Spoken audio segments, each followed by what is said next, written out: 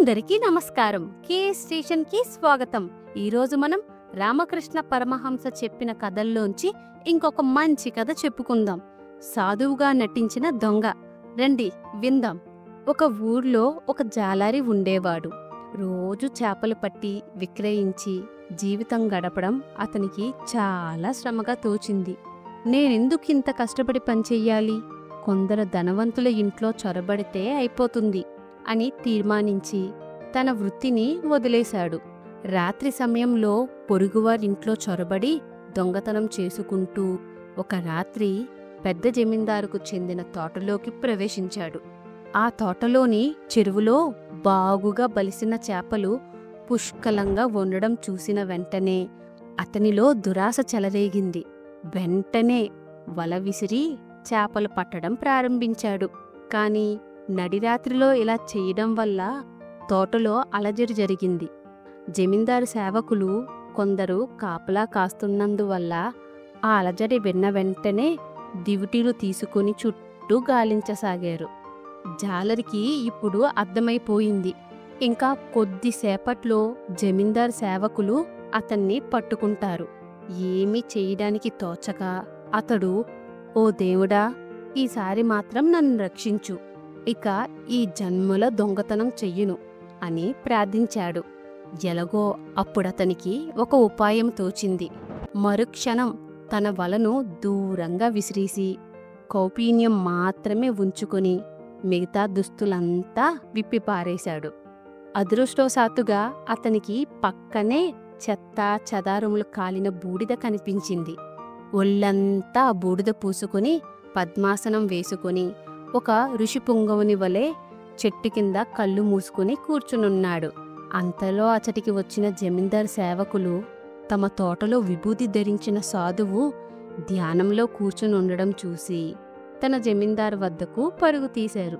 జమీందారుతో, అయ్యా, మన అదృష్టాన్ని ఏమని చెప్పాలి? ఒక సాధువు మన తోటలో ధ్యానంలో కూర్చుని ఉన్నాడు అన్నారు. వెంటనే జమీందారు వారితో వెళ్ళి ఆ సాధు వేషధారికి సాష్టాంగ నమస్కారం చేశాడు. మహాత్మా, తమ రాకతో మా తోట పవిత్రమైపోయింది. మీరు కావలసినన్ని రోజులు ఇక్కడే ఉంటూ తపస్సు చేసుకోవచ్చు. మీకు కావలసిన వసతులన్నిటినీ నేను ఏర్పాటు చేస్తాను అన్నాడు జమీందారు. ఇంతవరకు భయంతో వణికిపోతున్న మన సాధు వేషధారికి ఇప్పుడు ధైర్యం వచ్చింది. దొంగనైన నన్ను పట్టుకొని బాగుగా తన్నాల్సిన జమీందారే నన్ను ఈ తోటలో ఉండమని ఆహ్వానిస్తున్నారు. ఈ కొన్ని క్షణాలు భగవంతుని నామాన్ని స్మరించిన ఫలితంగానే ఇట్టి మార్పు జరిగింది. భగవంతుడా, ధన్యుడును. ఈసారి ఇక్కడి నుండి బతికి బయటపడ్డానంటే ఈ జన్మలో దొంగతనం తలపెట్టను అని ఆలోచించసాగాడు జాలరి. మరుసటి రోజు జమీందారు తోటలో ఒక సాధువు తపస్సు చేస్తున్నాడన్న విషయం ఊరంతా తెలిసిపోయింది. చిన్నలు పెద్దలు అందరూ ఆ సాధువు పొంగవుని దర్శించేందుకు బయలుదేరారు. చూస్తుండగానే ఆ తోట తీర్థస్థలంగా అయిపోయింది.